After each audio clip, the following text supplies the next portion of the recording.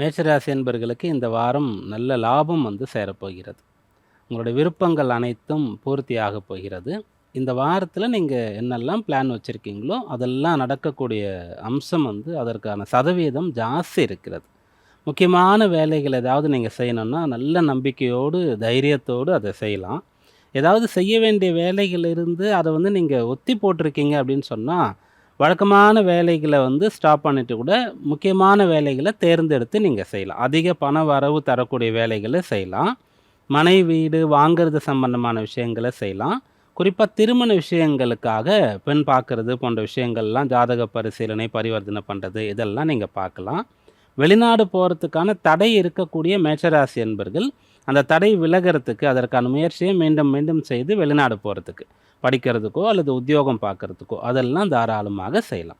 இந்த வாரத்தில் சந்திர பலம் மிகுதியாக இருக்கிறது. உங்களுடைய ராசிக்கு 11ஆம் பாவம் வலுக்கிறது. ராசியாதிபதியாக இருக்கக்கூடியவர் 10ஆம் இடத்துல உச்ச பலத்தோடு இருந்து இந்த வாரம் தொடங்குது.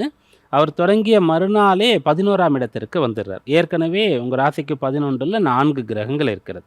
அப்போ செவ்வாயும் அங்கே சேர்ந்த பிறகு 5 கிரகங்களுடைய சஞ்சாரம் 11ஆம் இடத்துல இருக்கும். அப்போது சந்திரன் உச்ச பலத்தோடு இருப்பார் 2ஆம் இடத்துல. அப்புறம் 4ஆம் இடத்துல ஆட்சி பலத்தோடு இருப்பார். நிறைய விஷயங்கள் சாதகமாக இருக்கிறது. உற்சாகத்தோடு நம்பிக்கையோடு இந்த வாரத்தை நீங்கள் தொடங்கலாம்.